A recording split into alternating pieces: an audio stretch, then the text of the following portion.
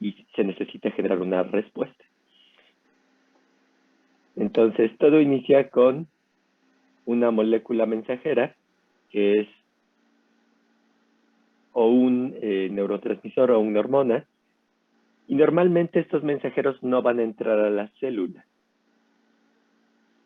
Luego, entonces, necesitamos una manera de hacer que este mensaje externo eventualmente se convierta en un mensaje interno. Y toda esta historia tiene que ver con eso. Entonces, necesitamos un mensajero, número 1. Necesitamos un receptor, que es quien se va a encargar de captar a ese ligando o ese mensajero. En algunos casos, ese receptor está asociado a enzimas. Esos van a ser nuestros terceros actores, que en este caso particular es una familia de proteínas que se llaman proteínas G.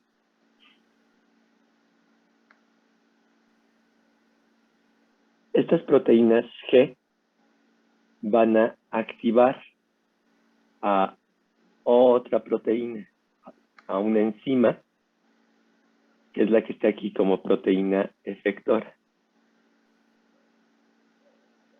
Y esa proteína efectora, normalmente su función es generar ese mensaje interno, ese mensajero intracelular.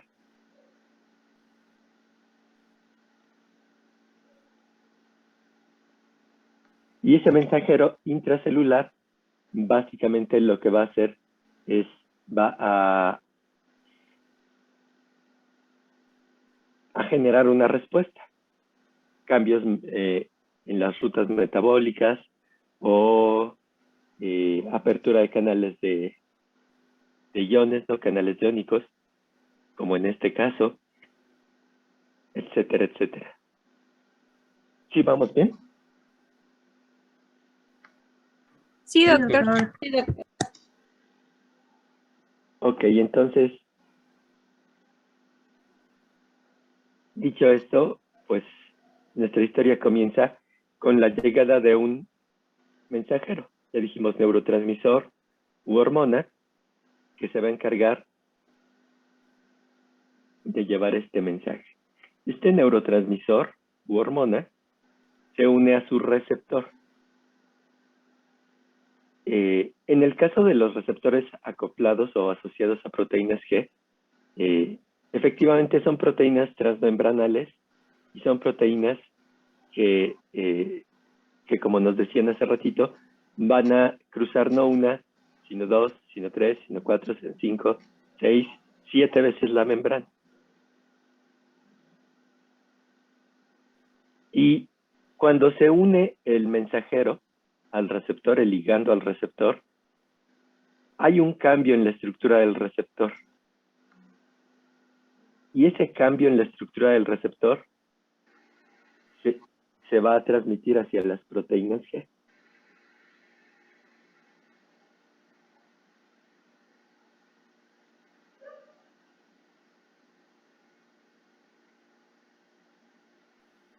Las proteínas G, decíamos que son una familia de proteínas, y todas están formadas efectivamente por 3 subunidades: alfa, beta y gamma.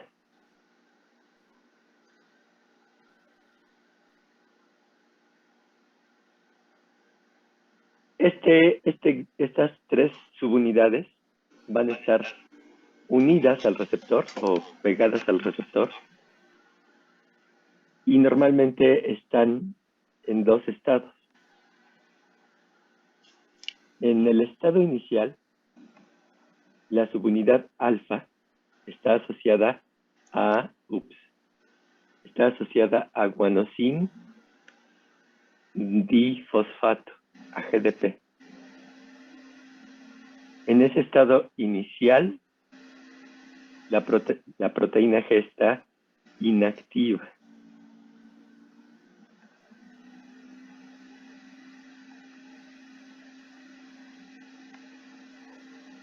Cuando llega el ligando, se une al receptor y el receptor le transmite ese cambio en su estructura a la proteína G, la subunidad alfa libera el GDP y lo intercambia por guanosin trifosfato. Y en ese momento, la proteína G es activa.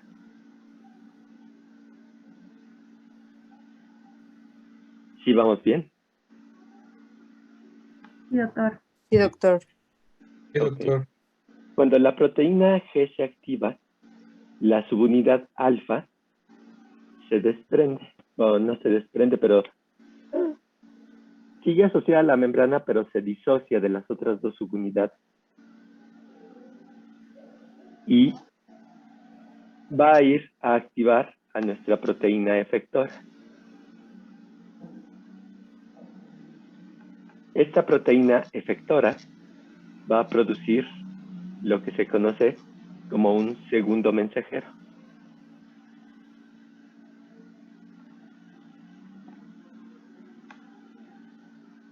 Y se llama segundo mensajero porque el mensajero primero fue un ligando extracelular.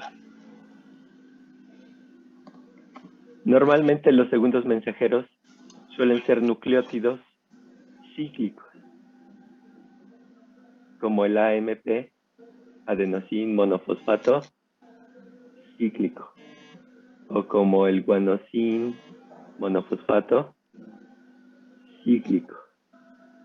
O son moléculas como el inositol, el inositol trifosfato.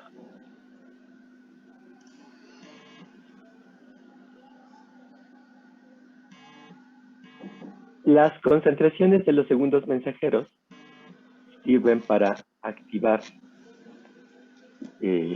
ya sea rutas metabólicas o a otras proteínas y generar una respuesta.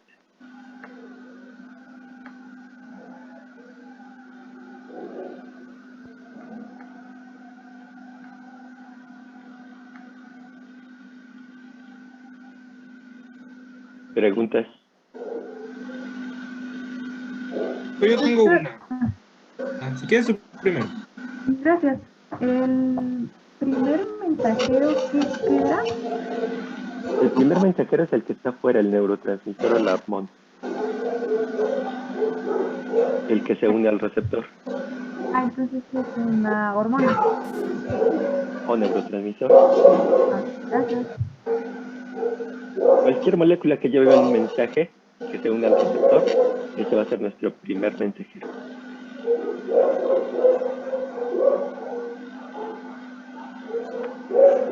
Mi duda nada más era, doctor, es que yo tenía entendido que la subunidad alfa se separa cuando llega el GTP y ya viaja y crea una respuesta.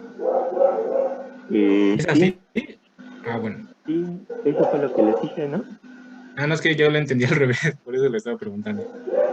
Sí, normalmente alfa, beta y gamma están asociadas, ¿no? Están juntitas. Y alfa es la que se une a los nucleótidos. Alfa es la que va a estar asociada a GDP. Cuando el receptor pasa el mensaje al trímero de proteínas G, la subunidad alfa libera GDP y lo intercambia por GTP. Y en ese momento se disocia de las otras dos subunidades y se va a activar a la proteína efectora. Sí, gracias.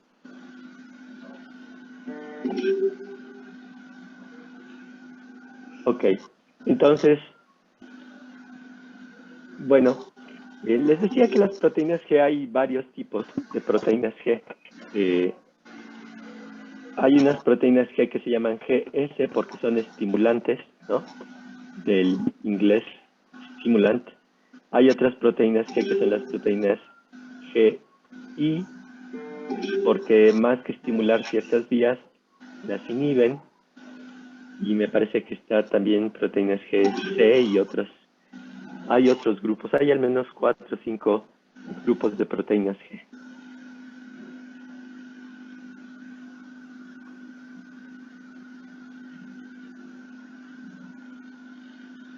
Entonces, este esquemita, pues, prácticamente está retomando lo que acabamos de ver en el momento en el que la proteína, la subunidad alfa, esta cosita verde, está unida a GTP y ya se disoció de las otras dos proteínas.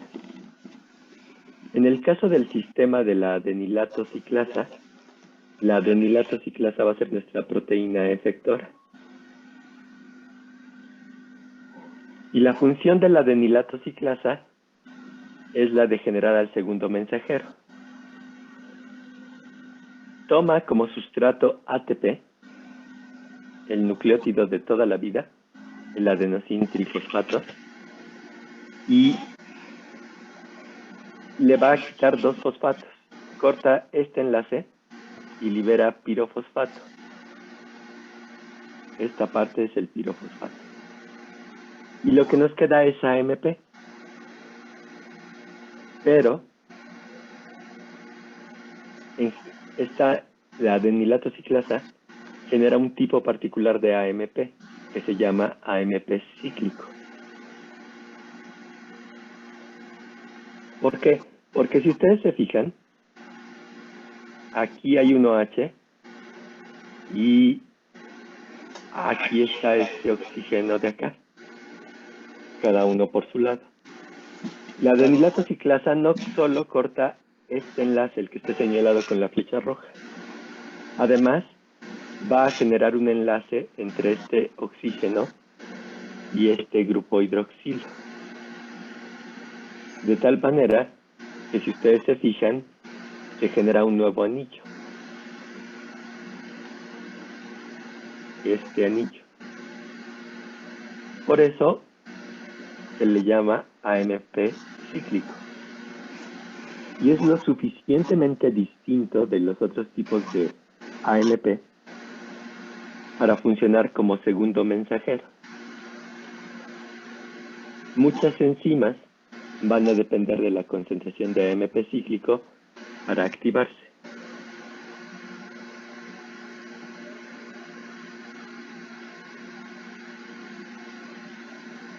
Ahora, normalmente las respuestas a hormonas o neurotransmisores tienen que durar solamente un tiempo, ¿no?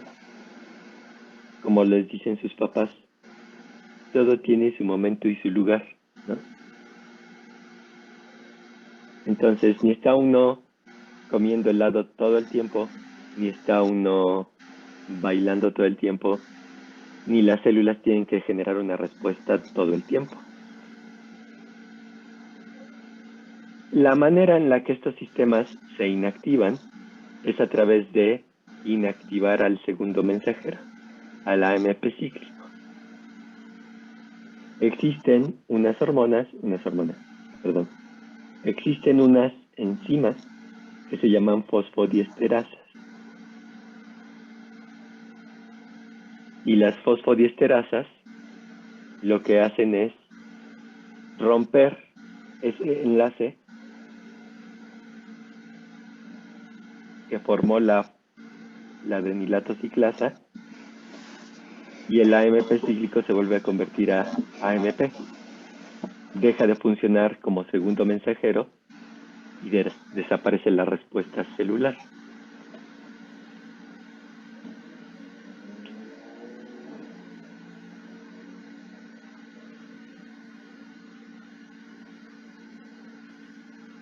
¿Dudas? ¿El AMP cíclico en qué se convierte, Doc? El AMP cíclico se convierte en AMP.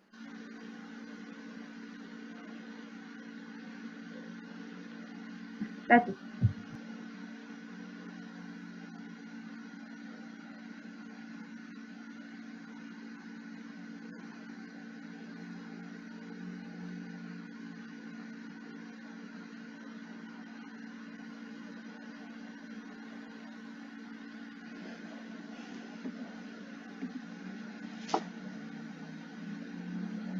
Entonces, ¿no hay preguntas?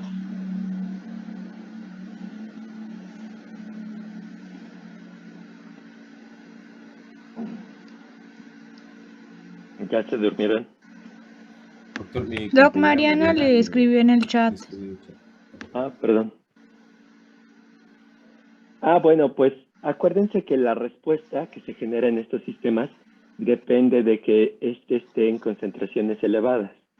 Entonces, cuando tú degradas el AMP cíclico y se convierte a AMP, todas esas vías que se habían activado en respuesta se empiezan a apagar.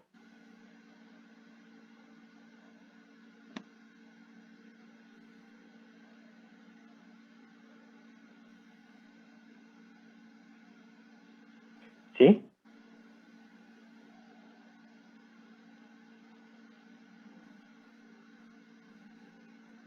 Sí, doctor. Creo que ya quedó más claro. Ok. Hay muchísimos sistemas que dependen de proteínas G.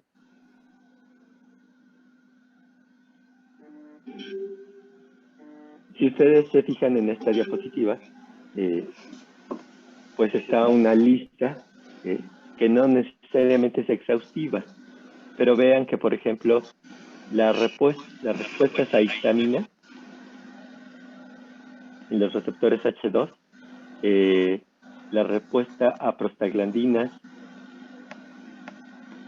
son ejemplos de sistemas que utilizan al sistema de la adenilato ciclasa, ¿no? Y al AMP cíclico como segundo mensajero. La respuesta a epinefrina en los receptores beta adrenérgicos también utiliza AMP cíclico. La respuesta a olores, ¿no? Los receptores de olores, los receptores de sabor, sobre todo para sabores dulces y amargos, dependen de este sistema de AMP cíclico, de la hormona tiroidea, de glucagón, de la hormona folículo estimulante, que por aquí estaba, aquí está, de la hormona luteinizante, por mencionar algún, dopamina, ese también valdría la pena mencionarlo por ahí. Entonces, muchos sistemas dependen de AMP cíclico como segundo mensajero y por lo tanto de la adenilato ciclasa. Entonces, si quieren tener un buen entendimiento de fisiología y de cómo se generan algunas respuestas, pues sí es importante conocer este sistema.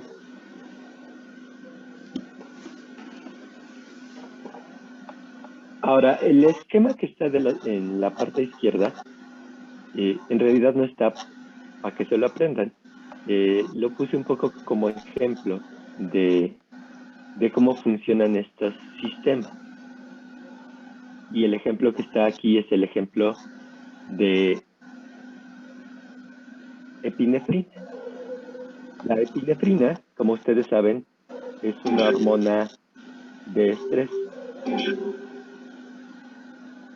Es una hormona que liberamos cuando nos enojamos o nos espantamos, cuando nos estresamos en términos generales. Resulta ser que el hígado, los hepatocitos, tienen receptores para epinefrina. Y entonces cuando la epinefrina se une a su receptor, esto a su vez activa a proteínas G. Una vez que se activan las proteínas G, acuérdense que las proteínas G activan a una enzima efectora que es la adenilato ciclasa, y la adenilato ciclasa convierte el ATP en AMP cíclico.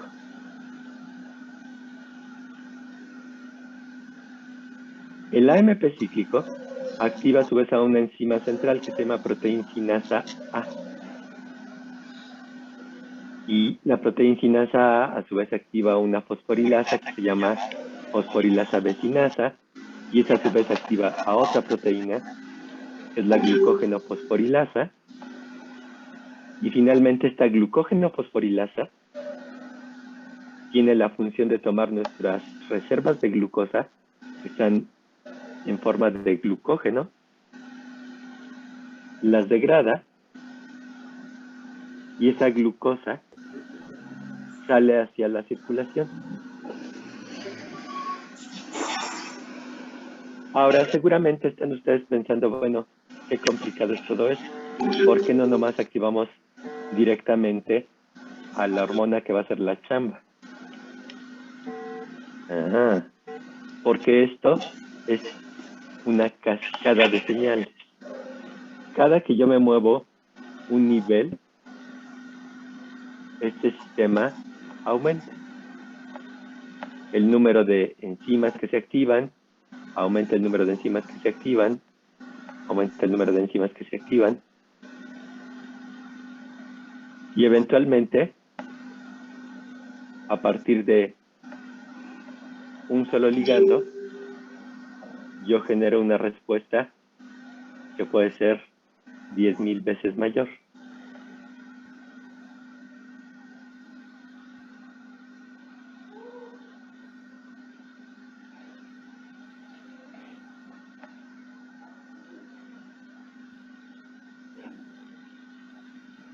¿Dudas? ¿O algo? ¿Comentarios? Doctor, yo tenía una duda, pero es de la diapositiva anterior. Si las fosfodiesterasas se activan, pues luego de la acción de rutas metabólicas. No, no se van a activar luego. Pero son, digamos, los sistemas que se aseguran que la respuesta no sea permanente, sino que solamente tenga una duración limitada. ¿Y eso depende del neurotransmisor y de la hormona? Exacto, eso depende de la señal inicial. Ah, ok, gracias.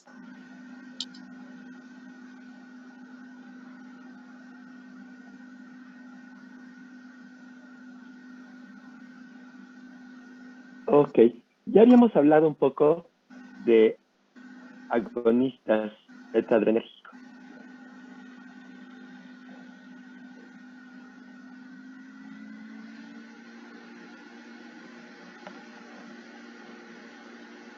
¿Cierto? Habíamos hablado de que había un tipo de receptores o una familia de receptores que se llamaban receptores beta-adrenérgicos. ¿Cierto? Sí.